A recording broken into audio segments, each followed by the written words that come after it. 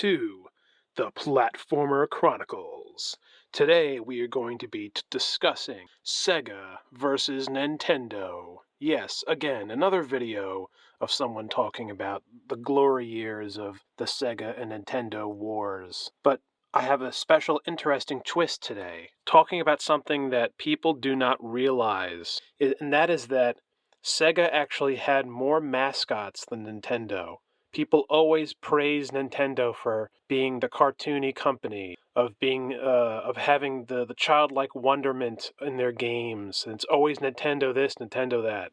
But Sega actually had more cartoon characters. They had more mascots than Nintendo did. Well, first let's list the few mascots that Nintendo had back then, and even mostly the same today. You pretty much just have Mario, Link, Kirby, Donkey Kong, and that's really about it. Star Fox. That's 5. But Sega, their main mascot was Sonic, of course. But Sega didn't just have Sonic the Hedgehog, they also had Echo the Dolphin. They also had Alex Kidd. They had Vector Man. They had Chuck D. Head. They had Pengo. They had Shinobi.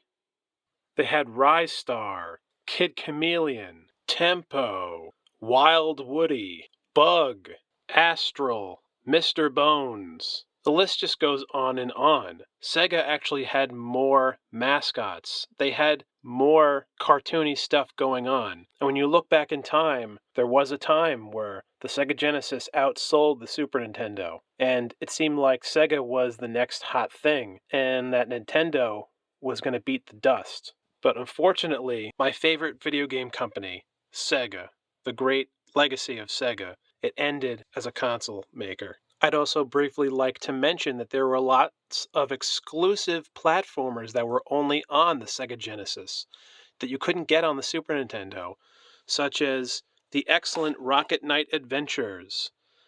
The sequel, Sparkster, was on the Super Nintendo and the Genesis, but the original was only on the Genesis.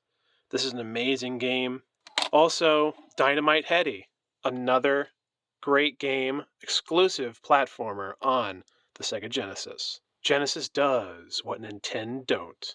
I just find it ironic that all these years later, Nintendo is always the company that gets the credit for being the only company, or the best company, that had cartoon characters as their mascots. Cool, fun, colorful characters that kids and adults can enjoy. But Sega actually had more of that. It's ironic that people, even to this day, underestimate the legacy that was left behind by Sega. Some people knew it back then, their greatness, but you'd think after all this time, people would look back and realize the greatness that they had that is now gone. Very, very ironic. Thank you for watching today's episode of the Platformer Chronicles. Let me know what you guys think below. Signing off. Sega!